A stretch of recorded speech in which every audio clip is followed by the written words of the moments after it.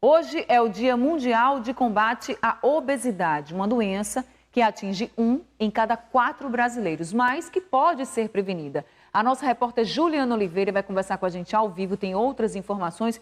Juliana, isso é muito delicado porque nem todo mundo que está acima do peso é considerado obeso, né?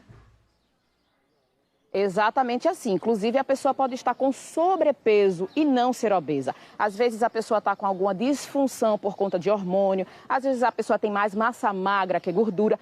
Tudo vai depender do IMC, que é o Índice de Massa Corpórea. Para falar sobre o assunto, estamos com a doutora, que é endocrinologista, doutora Marise Lima. Doutora, bom dia. Quando é que a pessoa é considerada, de fato, obesa?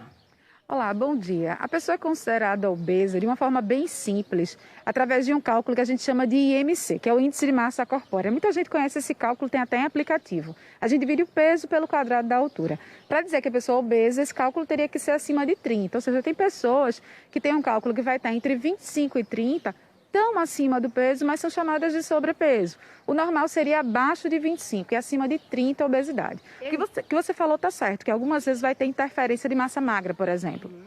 Existe um peso ideal, doutora? Ou depende muito de cada pessoa? Olha, a história do peso ideal, ela começou no século XIX, quando se criou o IMC. Se estimava que a partir de uma determinada altura se precisava ter um limite de peso para que aquela pessoa fosse considerada saudável. Hoje a gente ainda usa o IMC como uma forma simples para a gente dizer que a pessoa tem menos risco de adoecer.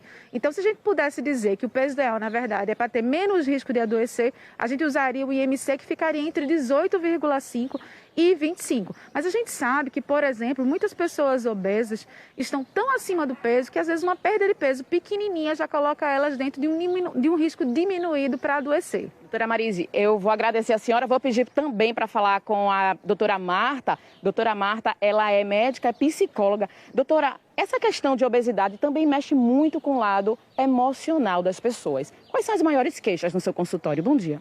Justamente, as maiores queixas, e mexe bastante com esse lado emocional mesmo, sabe? E dificultando até na questão de relacionamentos, certo? Porque hoje em dia está muito em alta essa questão do relacionamento, se relacionar. E como seria me relacionar eu sendo gordinha, diante de tanto preconceito, diante de tanta situação?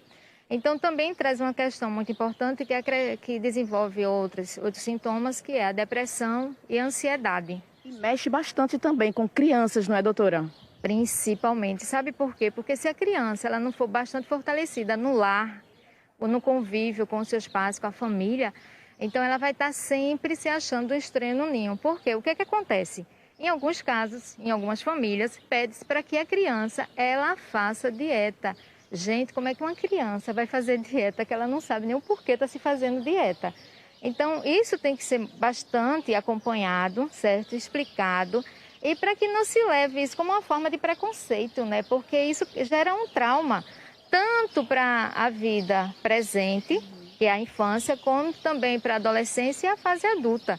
Então a gente tem que parar um pouquinho com isso, né? Ok, doutora, muito obrigada pelas explicações, doutora Marta Batista. E Recife se tornou a primeira capital brasileira a ter uma legislação para combater o preconceito contra a obesidade.